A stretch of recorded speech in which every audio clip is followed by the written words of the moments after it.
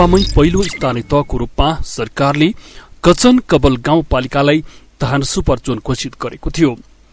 सरकारले धान सुपर जोनका लागि गाउँपालिकामा करोडौं लगानी गरिसकेको छ। तर पछिल्लो समयमा गाउँपालिकामा धमाधम इट्टा उद्योग खोल्ने र उद्योगलाई चाहिने माटो त्यही खेतीयोग्य जमिन खन्दै लैजान थालिएको छ। उद्योगीले खेतीयोग्य जमिन बजार भावभन्दा बढी मूल्यमा खरिद गरी जथाभावी माटो खन्न थालेपछि कचन कबल गाउँपालिका 6 का स्थानीय किसान त्यसको विरोधमा उत्रिएका छन्। खेतीयोग्य जमिनकै बीचमा चण्डी इट्टा उद्योग सञ्चालनमा छ। चण्डी इट्टा उद्योगले कचन कबल निवासी बब्लु मियाको 7 कट्ठा, उनको फुपू आसमा साबुद्दिनको 1 बिघा, रमा राजवंशीको 8 कट्ठा जमिन महिना दिनभित्रै खरिद गरेको छ। त्यहाँको जमिनको मूल्य बिघाको 12 देखि 14 लाख पर्ने भए पनि इट्टा उद्योगीले 20 लाख रुपियाँ बिघा दिएर खरिद गरेको किसानहरू बताउँछन्। उद्योगीले खरिद गरेको जमिनमा धान राम्रो उत्पादन हुन्छ।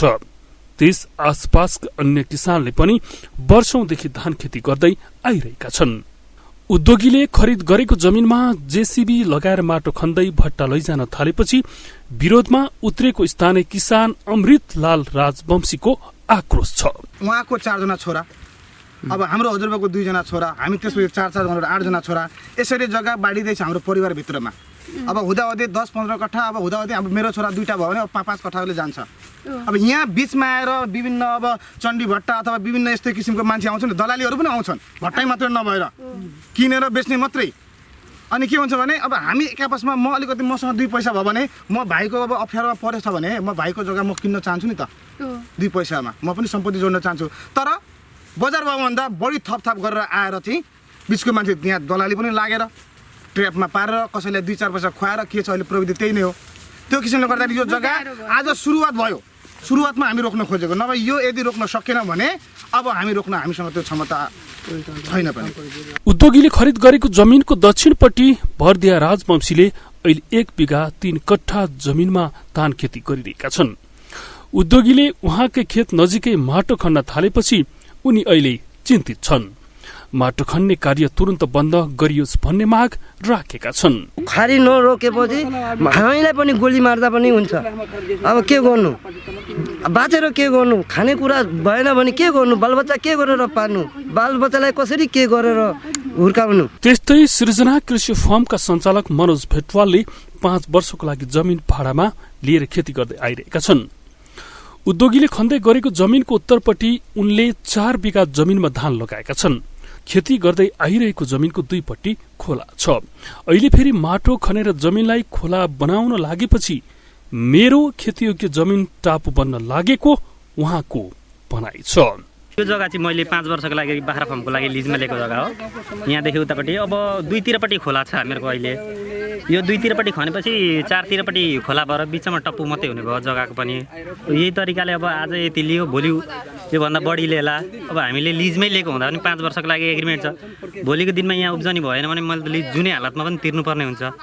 अब यो लिज मैले कहाँबाट तिर्ने, मेरो घरबाट तिर्ने या कुन तरिकाले तिर्ने। अब अहिले हामीले यो हिउँदे कमाइ लगाएको पानी पनि तपाईँको 2 फुट नखनिकन यता आउन थालिरहेछ। अहिले 2 फुट खनेको छैन, उताको पानी यता आउन थालिरहेछ। अब 5 फुट खनेपछि उता के रस हुन्छ र जग्गा उत्पन्न के हुन्छ। 90सम्म आउँछ खन्न। हजुर खन्न त त्यो भाटावालाले हामीले राति अब हामीले कुट्यो भने हामी कहाँ भाग्ने, कसरी बाँच्ने। पुलिसले मिलेको छ भने 5 फुट खुड्न पाउँछ अरे, माछा पालन गर्न सक्छ अरे, छोडिदिनु। त्यही भन्दा 6 फुट नखुन्, 6 फुट खुवाएपछि हामीले बोलाउनु। उसले पैसा खाएको छ, त्यही भएर हामीले हप्काउँछ पुलिसले। किसानहरूको जमिन नजिकै रहेको उतारचोक खोला पनि चण्डी इट्टा उद्योगले जथाभावी खनेर माटो लगेको स्थानीयले आरोप लगाएका छन्। सरकारको जमिनमा उद्योगीले जेसीबी चलाउँदा पनि जनप्रतिनिधिहरू कसैले केही नबोलेको स्थानीय किसान कर्णसिंह राजवंशीले बताउनुभयो। त्यो हाम्रो उत्तराचोक खोला हो। यो खोला हो, यो नेपाल सरकारको जग्गा हो नि त।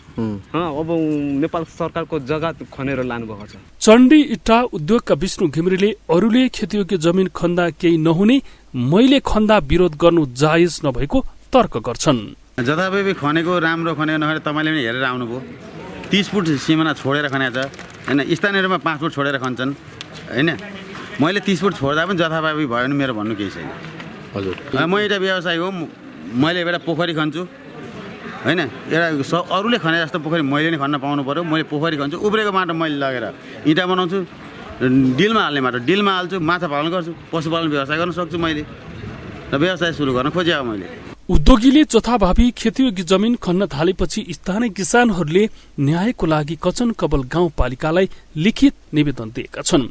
किसान कार्तिक राजवंशी, भरदिया राजवंशी, यादव प्रसाद दाहाल, अमृतलाल राजवंशीले चैत्र 4 गते गाउँपालिकाको न्यायिक समितिलाई न्याय दिलाइ पाऊ भनी निवेदन बुझाएका हुन्।